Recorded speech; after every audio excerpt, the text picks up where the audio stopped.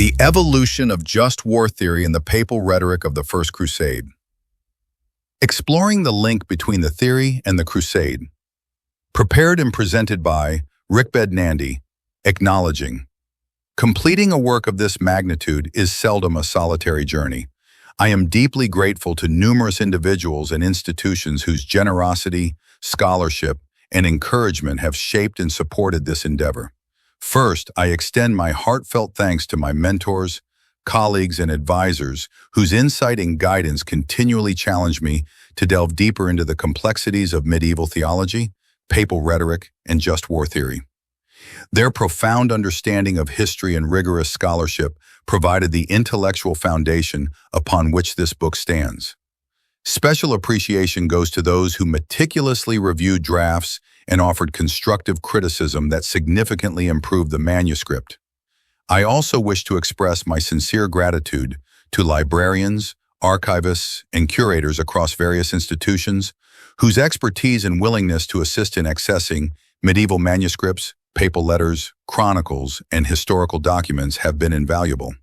Their professional diligence and genuine enthusiasm for historical inquiry enriched my research in ways impossible to fully convey. To my family and close friends, whose unwavering support, patience, and encouragement have provided emotional sustenance throughout this long process, I offer my heartfelt appreciation. Their belief in the value of this scholarly pursuit, even when the demands of research and writing seemed overwhelming, was instrumental in sustaining my resolve. Lastly, I acknowledge the enduring legacy of the medieval scholars, chroniclers, theologians, and popes whose writings, preserved through centuries, enabled this exploration. Their words and actions have shaped not only the trajectory of Western thought, but have inspired contemporary dialogue on the morality and implications of religiously justified violence. It is in the thoughtful examination of their contributions that we find guidance and caution alike, lessons ever relevant in a world still grappling with the intersection of faith and conflict. A note to the reader. This book represents an extensive scholarly investigation into the transformative influence of papal rhetoric on the evolution of just war theory during the First Crusade. My intention has been to present a rigorous, yet accessible synthesis of historical theology, canonical developments, and political motivations that drove the medieval church toward a complex and often controversial intersection with warfare. Throughout the text, I have endeavored to clarify how religious narratives shaped moral reasoning and justified actions in medieval Christendom. The goal is neither to condone nor condemn past actors from the vantage point of modern morality, but rather to provide a nuanced understanding of how ethical doctrines evolve within historical contexts, and how these developments reverberate into contemporary discourses. To facilitate engagement with the subject matter, extensive citations of primary sources, such as papal letters, conciliar decrees, and medieval chronicles, have been employed to ground the analysis firmly within its historical reality. Scholarly debates have been respectfully acknowledged, aiming always for balance and intellectual honesty. Readers should approach these sources not merely as historical relics, but as living testimonies to the dynamic interplay between faith, power, ethics, and human conflict. I encourage readers to engage critically, yet empathetically with the complexity of the historical issues discussed herein. Understanding the motivations, assumptions, and spiritual anxieties of past societies allows us not only a clearer insight into their actions, but also illuminates ongoing ethical challenges in contemporary religious, political, and humanitarian spheres. It is my earnest hope that readers will find this examination both enlightening and thought-provoking, ultimately inspiring deeper reflection on how history informs our present moral and ethical landscapes. A portrait of myself as seeker, thoughtful. This book is the culmination of a personal and scholarly journey, a quest that has been as much intellectual as it has been deeply introspective. Ever since my early fascination with the complexities of medieval history and theological discourse, I have been driven by a relentless curiosity to understand how societies reconcile faith with violence, spirituality with political power, and moral ideals with the realities of war. As a seeker, my journey began not with certainties, but with questions. Questions about the nature of justice, the limits of religious justification, and the enduring human struggle to align ethical belief with action. Thoughtful. This quest led me through ancient manuscripts, archival treasures, and libraries across continents, each discovery deepening my appreciation for the profound and often troubling ways in which religious ideas have shaped human history. Throughout my scholarly pursuit, I have found myself confronted by the dualities inherent in studying holy wars: compassion and cruelty, faith and fanaticism, righteousness and violence. Exploring these contradictions has forced me to grapple not only with the complexities of historical interpretation, but also with broader philosophical and ethical inquiries.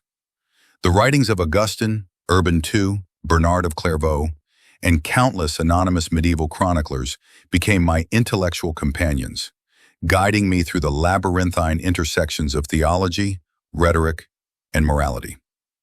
This endeavor has also been deeply personal.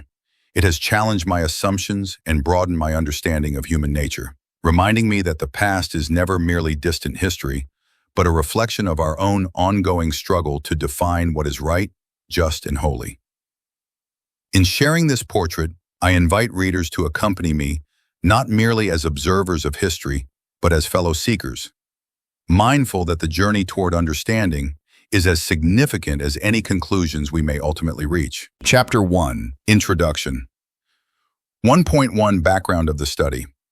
In the history of Christian thought, attitudes toward warfare have evolved dramatically from early pacifism to the sophisticated moral reasoning of the medieval just war tradition.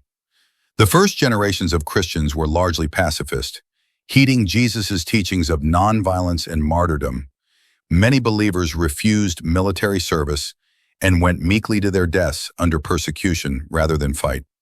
This began to change in the 4th century, once Christianity gained imperial favor under Constantine. As the Roman Empire became Christian, new theological questions arose. Could Christ's followers take up arms in defense of the empire or the faith? How could one reconcile the gospel's injunction to turn the other cheek with the grim necessity of war in a fallen world? The attempt to answer these questions led to the development of what philosophers now call just war theory, a set of criteria under which war can be waged without sin. The foundational figure in this development was St. Augustine of Hippo, 354–430, whose writings established the core principles of the Christian just war doctrine. Augustine argued that war, while always lamentable, could be morally justifiable if waged under the right conditions and with right intent. A great deal depends on the causes for which men undertake wars, and on the authority they have for doing so, Augustine wrote, affirming that legitimate authority, such as a sovereign ruler, and just cause are essential, and even stating that a war undertaken in obedience to God could be considered righteous. In Augustine's view, the real evils of war lay not in the act of fighting itself, but in the vices that often accompany it: cruelty, hatred, lust for power, and vengeance.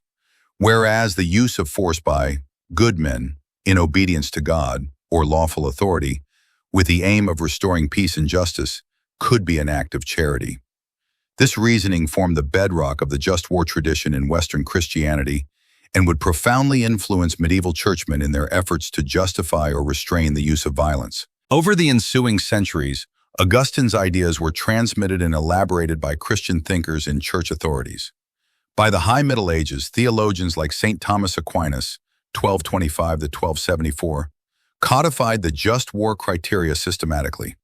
Aquinas distilled Augustine's teachings into 3 indispensable conditions for a just war: legitimate authority, just cause, and right intention.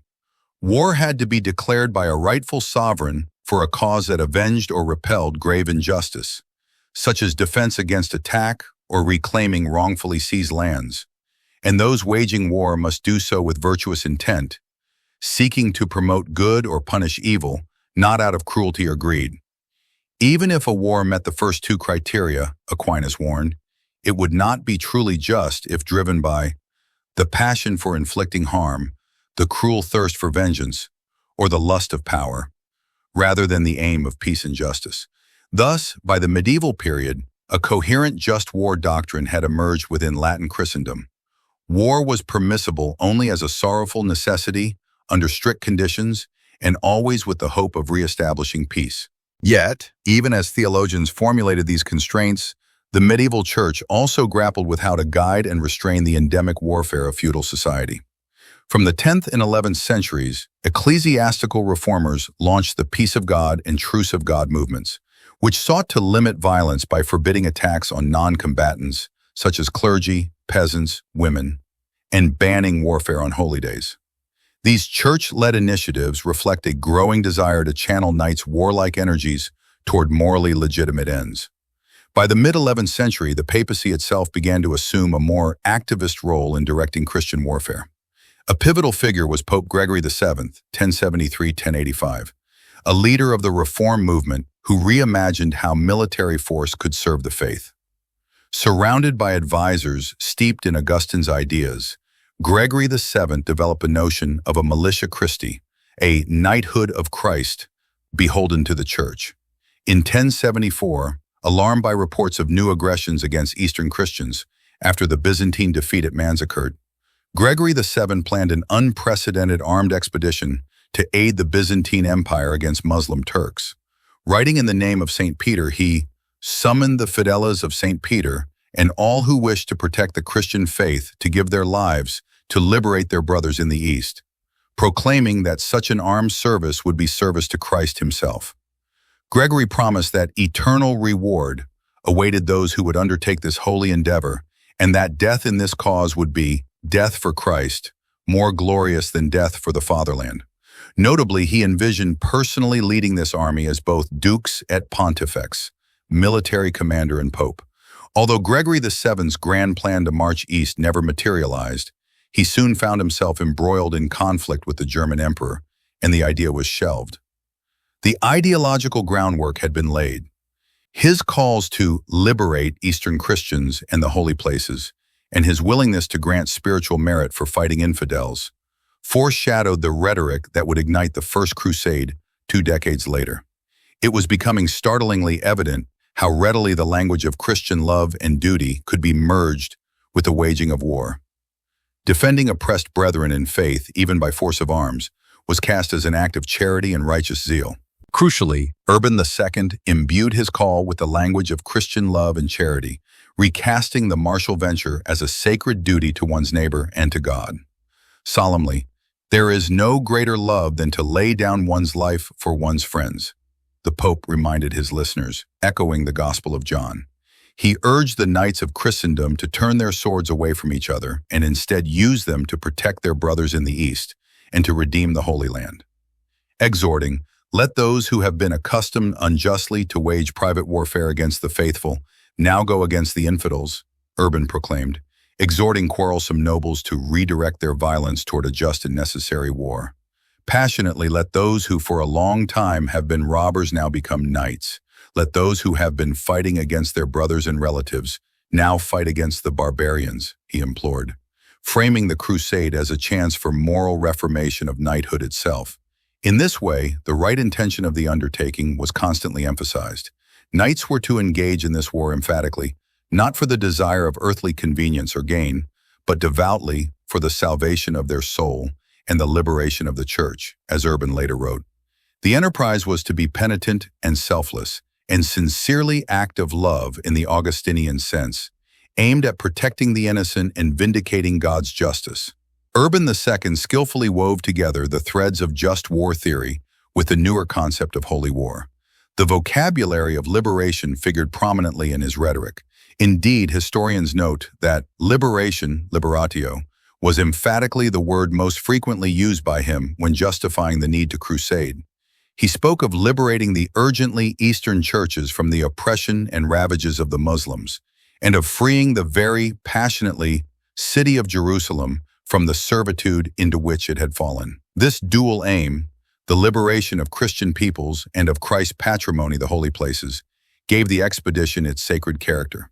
By casting the crusade as an act of deliverance, Urban aligned it with the highest ideals of justice, righting grievous wrongs, and piety, restoring God's honor on earth. The truly revolutionary element in Urban's appeal, however, was the promise of spiritual reward for participation, an inducement that went beyond classical just war theory into uncharted theological territory. In perhaps the most memorable provision of the Claremont Call, Urban II proclaimed that all who joined the armed pilgrimage and died in the effort would receive complete remission of their sins. All who die by the way, whether by land or by sea, or in battle against the pagans, shall have immediate remission of sins, he declared. This I grant them through the power of God with which I am invested. By offering a papally guaranteed indulgence, forgiveness of the temporal penalties of sin to crusaders, Urban II turned the crusade into a penitential act, effectively equating taking up the cross with an act of pilgrimage or penance that could save one's soul. This concept of a penitential war was unprecedented. In traditional canon law and theology, even soldiers fighting in a just war were expected to do penance for any killing they had done, since taking life was spiritually perilous, even if done for legitimate reasons. Pope Urban's policy inverted that logic. Rather than requiring penance after fighting, the very act of fighting for Christ's cause counted as penance and brought absolution. This dramatic development in church teaching did not occur in a vacuum. It built on incremental steps taken in preceding decades. For example, Urban himself had earlier granted indulgences to knights who helped reconquer the Spanish city of Tarragona from Muslim control in 1089. But at Claremont, the offer was extended to an entire armed campaign on a grand scale. By tying spiritual merit and eternal salvation to participation in warfare authorized by the Church, Urban II effectively transformed the just war into a holy war. As one scholar aptly put it, the call to arms was transforming a just war into a most holy war.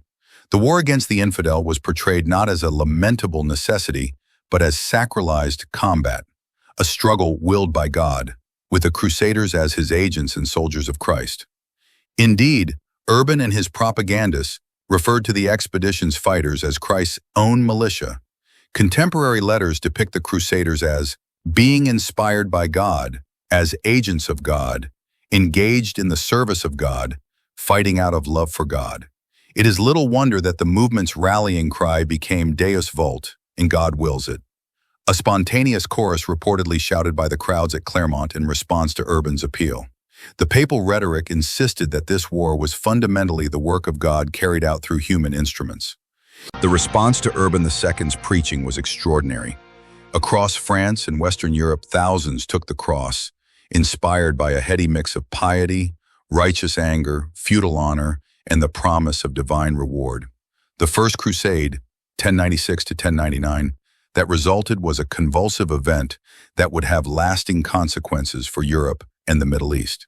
By the summer of 1099, against daunting odds, the crusading armies fought their way to Jerusalem and captured the Holy City. In the intoxication of victory, however, the Crusaders infamously massacred many of Jerusalem's inhabitants. An episode of grim violence that reverberates in historical memory. The brutal sack of Jerusalem stood in ironic contrast to the lofty moral ideals that had been proclaimed at Claremont. While Urban's rhetoric had emphasized mercy, self-sacrifice, and love of one's fellow Christians, the reality of war, with its hatreds and excesses, often diverged from the theory. This dissonance was not lost on contemporaries or subsequent commentators. Medieval observers themselves struggled to reconcile the carnage with the Crusade's sanctified purpose. Yet, rather than discredit the enterprise, such contradictions spurred further theological reflection and refinement of just war ideas. In the decades after the First Crusade, church leaders and scholars continued to debate the proper limits of violence and the spiritual status of holy warriors. Saint Bernard of Clairvaux, in preaching the Second Crusade, 1146, would laud the Knights Templar by saying the Christian fighter's sword brought not murder, but malicide, the killing of evil incarnate, a striking attempt to rationalize bloodshed in the name of love.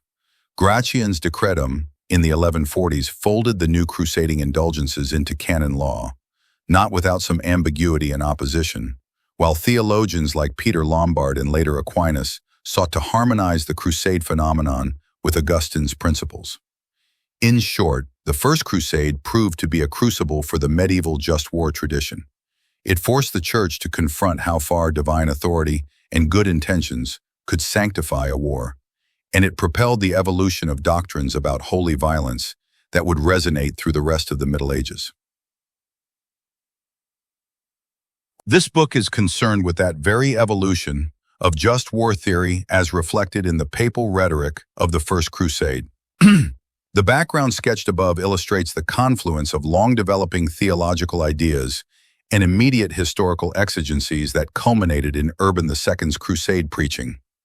Augustine's just war principles provided the moral framework and vocabulary, just cause, legitimate authority, right intention, that the reformist papacy eagerly invoked.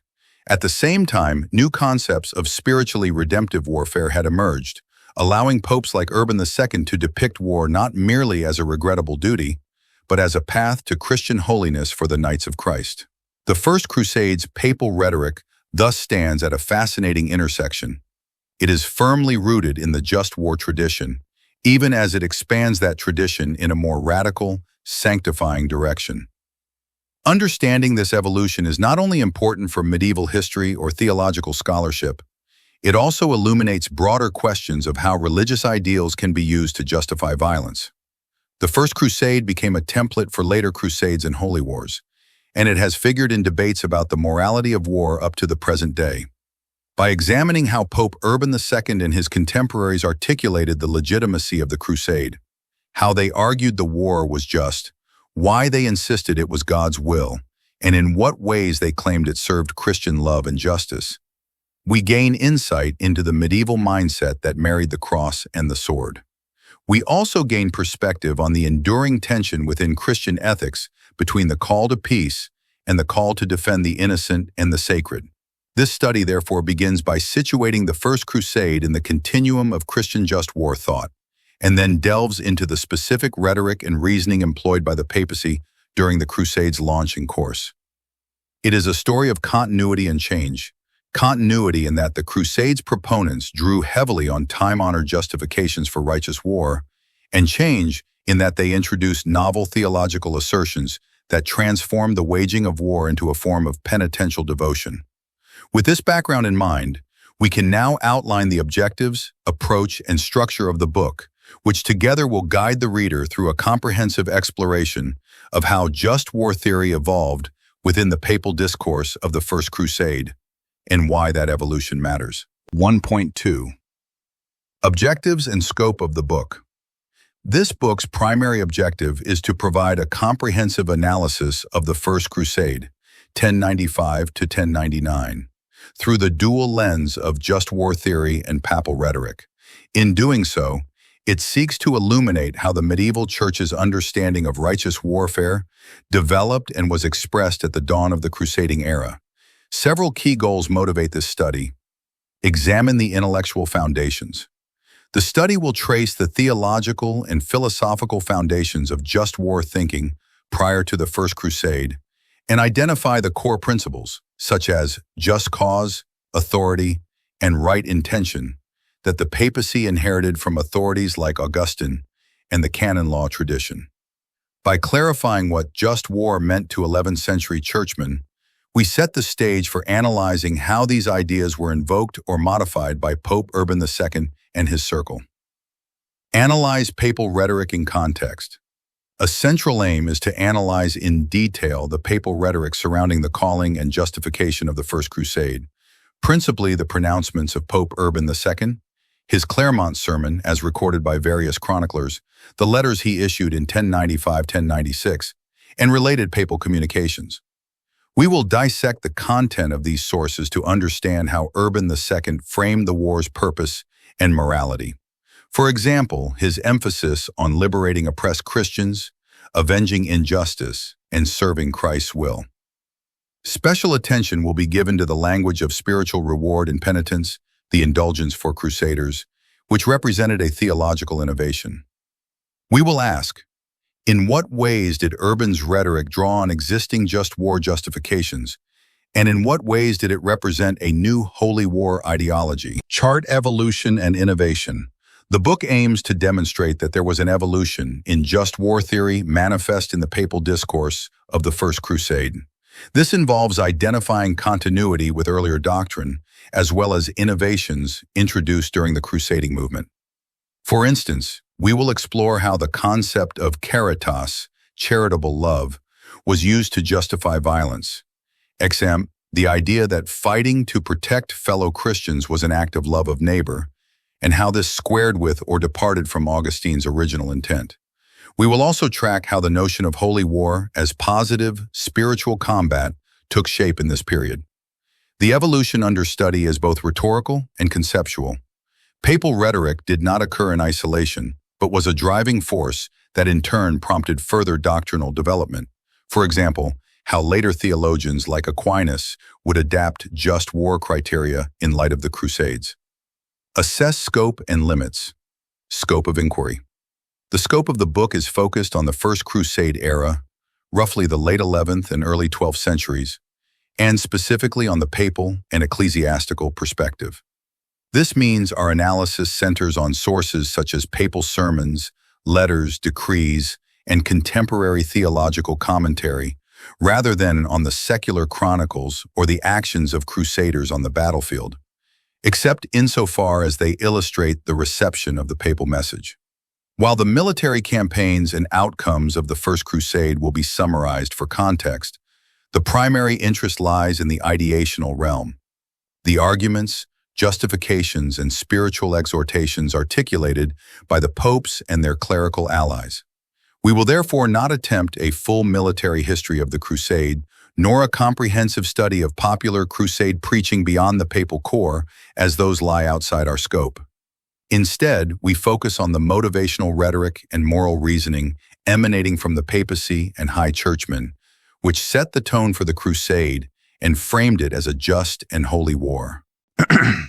Bridge historical and theological analysis. An important objective is to integrate historical narration with theological analysis in an accessible manner. The First Crusade is both a historical event and a theological phenomenon. Thus, this work seeks to marry rigorous historical scholarship, using primary sources and modern studies of the period, with careful analysis of ethical and theological content. We aim to show not only what happened, e.g. what Urban II said, what actions were taken, but also why it mattered for the development of Christian thought on war. In doing so, the book addresses a gap in scholarship by bringing the just war tradition explicitly into conversation with Crusade studies. Previous historians have certainly noted aspects of just war in Crusade ideology, but relatively few works focus systematically on just war theory's evolution within the specific context of the First Crusade's inception. By concentrating on this nexus, the book hopes to provide new insights into how moral theory and historical circumstance interacted. The significance of these objectives lies in deepening our understanding of the First Crusade beyond a simple narrative of events.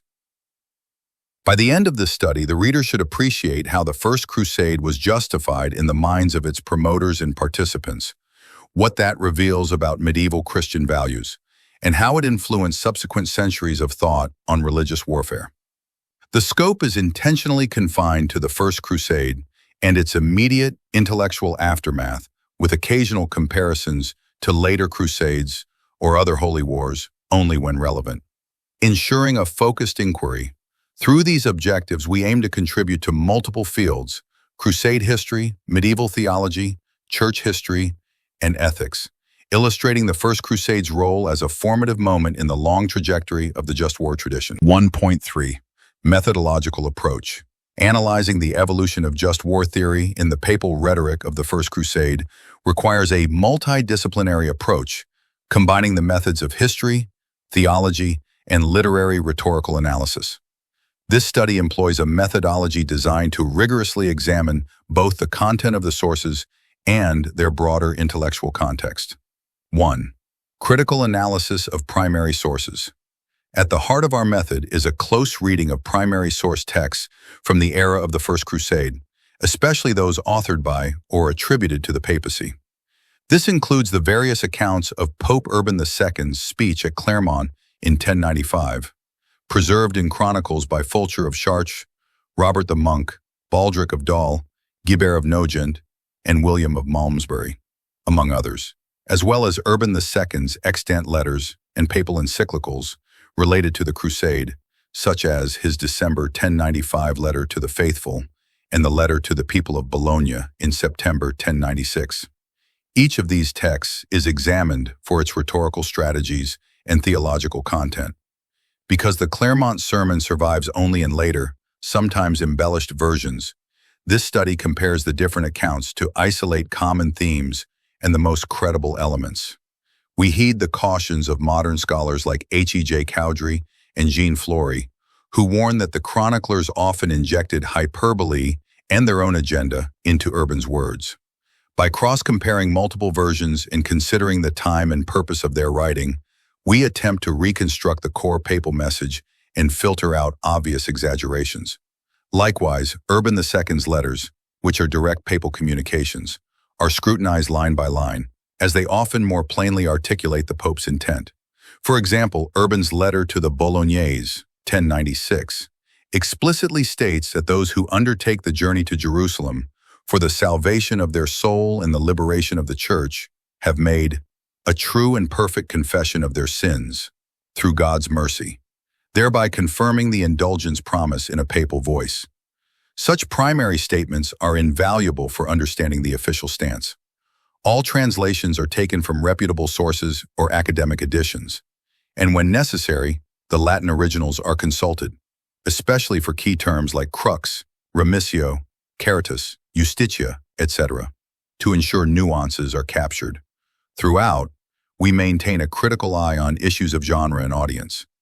A sermon meant to rouse lay nobles might employ different rhetoric than a formal letter to clergy, even if both originated from Urban II around the same time. 2. Contextual historical analysis. Understanding what was said is only part of the task. Understanding why it was said and how it was understood is equally important. Therefore, the methodology situates these papal pronouncements within their historical and cultural context. This involves examining the immediate political religious context, the investiture controversy and Reformed papacy ethos, the situation of Byzantium, the state of Western nobility and knighthood, and the longer intellectual context, the development of Christian attitudes toward war. We draw on secondary historical works and recent scholarship for background and interpretation. For instance, the influence of Cluniac reform ideals on Urban II's thinking, such as the concept of libertas, liberty of the Church, which Urban translated into the Crusade context as the liberation of Eastern Christians in holy sites, will be explored with reference to historians' findings. The methodology is thus intertextual. We correlate what Urban II said with contemporary ideas circulating among churchmen, for example, the writings of Anselm of Lucca, Bishop Ivo of Chartres, and others who compiled just war arguments from Scripture and the Church Fathers shortly before the Crusade. Anselm of Lucca's Collectio Canonum, circa 1083, is especially pertinent, as it gathered authoritative excerpts, drawn especially from the Fathers, above all St. Augustine, to justify holy violence, effectively providing an ideological arsenal to the reformers. By examining such texts, we see that almost everything the militant reformers wanted in the way of justification was to be found in Augustine's writings, which had been artfully compiled and synthesized by men like Anselm. Our approach will reference these pre-Crusade compendia and theological letters to show the continuity between them and Urban's rhetoric. The peace of God counsels, canons, and earlier papal blessings for wars in Spain, for example, grants of indulgence by Pope Alexander II in the 1060s, are also considered as precedent. In short, the papal rhetoric is analyzed not in isolation, but as the product of a specific historical moment, one in which church reform, knightly culture, and external threat converged, and as the inheritor of a doctrinal legacy. 3. Theological philosophical evaluation. Given that this study straddles history and theology, our methodology includes an evaluative component where we measure the papal arguments against the yardstick of just war theory, both as understood then and in modern analysis. We will explicitly identify instances where the traditional criteria are invoked, e.g., Urban II emphasizing just cause by cataloging the wrongs to be avenged and territories to be recovered, the insistence on legitimate authority with Urban speaking as Christ's herald and the divinely ordained pontiff calling the army, implicitly granting authority to those who take the cross, and appeals to right intention, such as urging that the crusade be undertaken not for earthly reward, but for God's love and service. We examine how these align with or depart from the Augustinian and Thomistic ideals. One methodological tool here is conceptual analysis. For example, we analyze the concept of caritas, charity, as used by Urban and others. Augustine had written that wars could be an expression of love, as paradoxical as that seems, if fought to protect the innocent or to discipline wrongdoers for the sake of peace. We observe how Urban's messaging transformed this notion into the idea that crusading was an act of love for one's Christian brethren and love for God. Theological terms like peregrinatio, pilgrimage, and crusada, a later term for crusade, are dissected to reveal how the Church presented the war as a pilgrimage of penance. Our method also draws on the just war framework as understood today, often summarized as jus ad bellum and jus in bello criteria, to evaluate questions such as, did the First Crusade meet the medieval standards of a just war? How did contemporaries deal with jus in bello, just conduct issues, such as the prohibition of unnecessary cruelty, in light of events like the Antioch and Jerusalem massacres? While the focus is on rhetoric, what was preached and promised, part of the evaluation considers the gap between rhetoric and reality, a classic issue in crusade studies. For instance, we discuss the decree of the crusade as calling for protection of the innocent, even as subsequent crusader actions sometimes violated that principle, and how churchmen like Ivo of Chartres reacted. He struggled to reconcile the new ethos of crusade with the older doctrine that even in a just war, one must do penance for killing. By bringing a critical theological perspective, we aim to understand not to judge anachronistically, but to clarify how medieval churchmen themselves understood moral limits.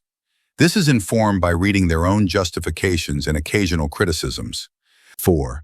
Engagement with scholarship. The methodology includes extensive engagement with modern scholarly interpretations and debates.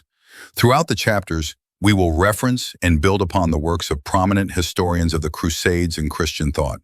For example, the writings of Jonathan Riley Smith, who has argued that crusading was conceived as an act of love and a form of penitence, are used to support analysis of the Crusaders' mentality. Riley Smith's insight that Urban II's concept of caritas did not extend to loving the enemy, but was focused on loving and rescuing fellow Christians, is an important point we incorporate and examine. We also consider the perspectives of scholars like James A. Brundage, Frederick Russell, and James Turner Johnson on the just war tradition, as well as theological historians who have studied the Church's view of warfare, e.g., the evolution from Augustine to Aquinas, as discussed by Robert Busick. Where scholars disagree, for instance, on how novel Urban's indulgence was or whether the First Crusade should be labeled a just war or something categorically different, the methodology is to present the evidence and arguments even-handedly and then offer an interpretation grounded in the sources. Notably, recent scholarship, such as the article by Georg Strack on Urban's letters, provides new insight into how the papal correspondence reinforces or nuances the picture derived from the Clermont speech accounts. By integrating such research, the study stays up to date and well substantiated. In sum, the methodological approach is comprehensive and source-driven. It triangulates between the primary texts, the historical context, and the analytical framework of just war ethics. This approach allows us to faithfully reconstruct the evolution of ideas and also critically assess their significance. All translations and interpretations are cited with references to ensure academic rigor and transparency. The reader is thus equipped to see exactly on what basis conclusions have been drawn. For instance, direct citations are provided when saying, Urban II promised remission of sins for those who died fighting, or when noting, Ivo of Chartres maintained that penance was required even for just war killing, etc. By combining qualitative textual analysis with contextual inquiry, the methodology enables a nuanced understanding of the papal rhetoric, not just what it said, but how it functioned as a tool of persuasion and doctrinal development. This methodology also consciously maintains a balance between academic rigor and readability. While detailed source analysis is provided for credibility, the findings are continuously related back to the big picture narrative in an accessible way. The ultimate aim is that the reader can follow the thread of argument through medieval and modern voices alike, gaining both factual knowledge and an interpretive framework for what follows in subsequent chapters. 1.4. Structure of the book. The book is organized into a series of chapters that logically build the analysis, moving from background to specific case studies and finally to broader implications. The structure is as follows. Chapter 1, Introduction. The current chapter establishes the research context, objectives, methodology, and significance of the study. It provides the historical and theoretical background on just war theory and outlines how the First Crusade represents a critical juncture in its evolution. By defining the scope and approach, it prepares the reader for the detailed investigations to come. Chapter 2, The Just War Tradition Before 1095. This chapter delves deeper into the intellectual heritage summarized in the introduction. It examines the development of Christian just war thought from the late Roman Empire through the early Middle Ages. Key figures such as Augustine, Isidore of Seville, and Gratian are discussed, as are ecclesiastical movements like the Peace of God. The chapter demonstrates what just war meant on the eve of the First Crusade by reviewing church teachings, canon law precedents, and examples of sanctioned wars. For instance, conflicts against Muslims in Spain and Norman wars in Sicily that received papal blessing. This provides a baseline against which the First Crusade's rhetoric can be measured. Chapter 3, Papal Rhetoric at the Council of Clermont. Focusing on Urban II's historic sermon in November 1095, Chapter 3 analyzes the content and tone of the Pope's appeal as recorded in various chronicles.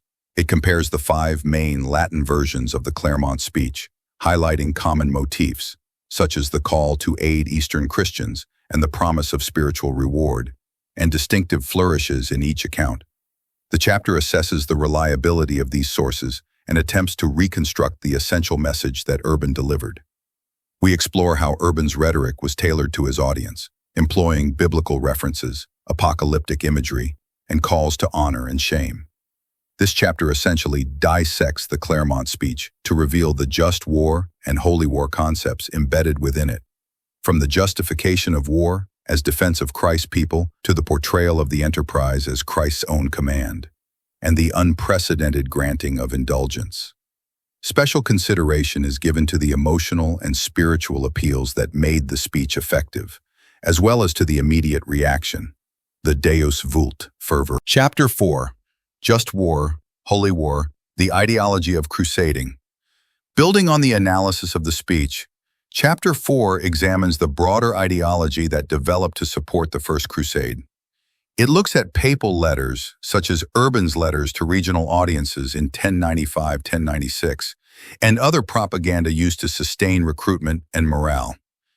Themes include the notion of Militia Christi, Knights of Christ, and how the Crusaders were portrayed as pilgrims and soldiers simultaneously. The chapter discusses how traditional just war criteria were maintained or stretched. For example, the idea of just cause was amplified into a cosmic struggle of good versus evil, and right intention was explicitly defined in terms of penitential purity, going not for honor or gain, but for redemption. Here we also encounter voices from other churchmen. How did bishops, preachers, and theologians contemporaneous with Urban II elaborate or question the Crusade's justification? The writings of figures like Guibert of Nogent, who framed the Crusade as de gesta per Francos, God's deeds through the Franks, and Bernard of Clairvaux's later reflections provide insight into the conceptualization of holy war. By the end of this chapter, the reader will see clearly how the First Crusade's ideology combined just war theory with the sacrificial ethos of a holy pilgrimage, creating a new paradigm sometimes called the crusading ethos. Chapter 5, Rhetoric and Reality. Ethical Tensions in the First Crusade. This chapter confronts the implementation of the Crusade ideal in practice and the ethical tensions that arose.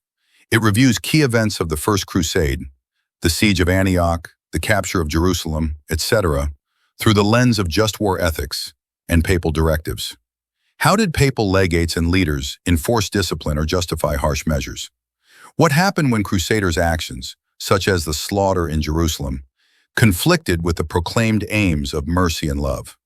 We explore contemporary actions, letters from crusaders, chronicles, and church commentary that celebrated victories as signs of God's favor, while sometimes uneasily glossing over atrocities as the will of God. Importantly, this chapter also examines papal responses after the fact. For instance, did Urban II or his successors comment on or attempt to regulate the conduct of holy war following the First Crusade? We find that the experience led to further articulation of what behavior was expected of a Knight of Christ. For example, rules against killing fellow Christians or harming non-combatants among the faithful were reinforced. This part of the book illuminates the dynamic relationship between rhetoric and reality. Each influenced the other. The triumphs and tribulations of the First Crusade tested the papal justifications, leading to either doubling down on certain ideas or the refinement of doctrine where practice had outpaced theory. Chapter 6. Aftermath and Legacy, Theological Reflections and Evolution Post-First Crusade.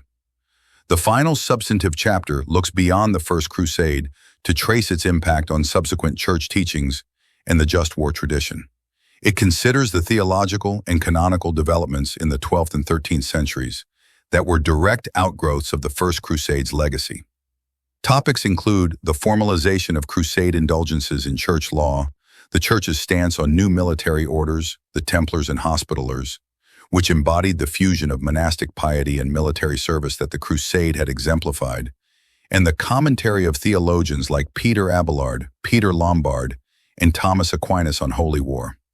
Aquinas, for instance, writing long after the First Crusade, treated crusading as a subset of just war in his Summa Theologiae, essentially integrating the idea that legitimate authority, the Church, could call for war in defense of the faith, an idea whose acceptance owed much to Urban II's precedent.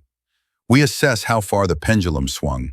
Did the First Crusade mark a permanent expansion of just war theory to routinely include sacred wars, or were later churchmen more cautious?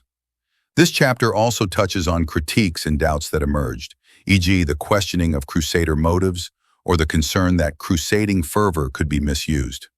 By surveying the century after 1099, we see the evolution and at times institutionalization of concepts first clearly articulated by Urban II. Conclusion. The book concludes by summarizing how the papal rhetoric of the First Crusade fits into the long history of Christian just war thought.